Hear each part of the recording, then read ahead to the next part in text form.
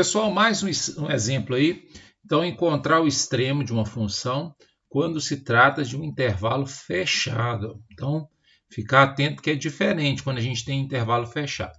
Primeiro é encontrar os pontos críticos da função. Então, vou pegar essa minha função aqui, vou derivar. Vou escrever aqui como x menos 1 elevado a 2/3 mais 1.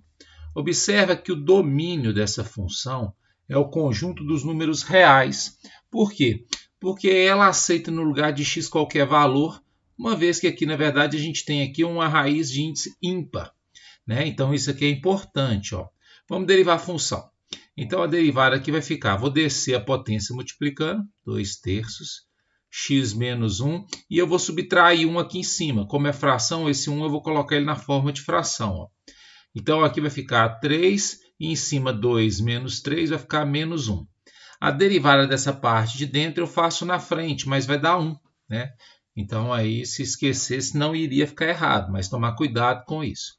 E a derivada de 1 é 0, não precisa colocar. Ou seja, vai dar 2 sobre 3. Como aqui deu potência negativa, passa aqui para baixo, como raiz quadrada de x menos 1 elevado a 1, que é esse número aqui de cima que não precisa colocar. Beleza? Então, essa é a derivada da função. Então, a gente observa aqui para encontrar o ponto crítico. Os pontos críticos. Primeiro, a derivada não existir. Então, a gente tem que pensar, nessa função existe algum problema que não existia nessa função original? Sim.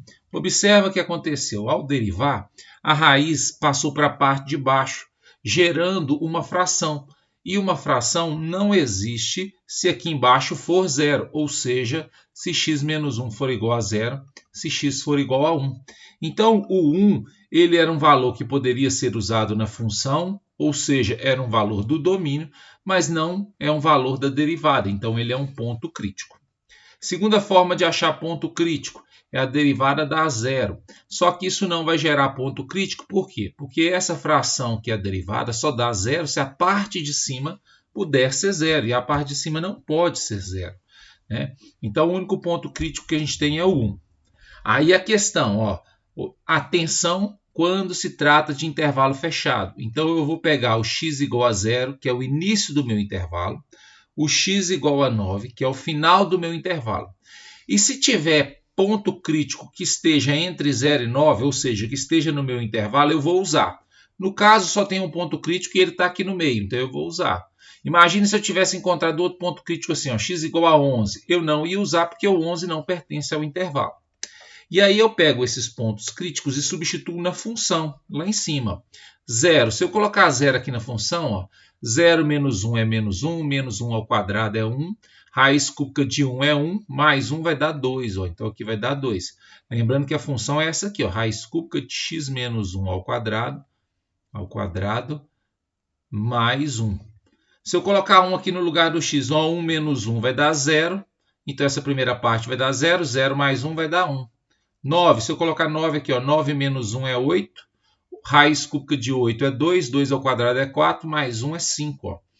Então, desses três valores, o que for menor é o ponto mínimo, o que for o maior é o ponto máximo. O menor valor é o y igual a 1, e ele aconteceu aqui ó, em x igual a 1. Então, eu falo que x igual a 1 é um ponto mínimo, e aí eu ainda posso afirmar, por ser um intervalo fechado, que é um ponto mínimo absoluto, que é o menor de todos. Assim como x igual a 5, y igual a 5 foi o maior, então eu posso falar que x igual a 9 é um ponto máximo absoluto aí, ó. Beleza?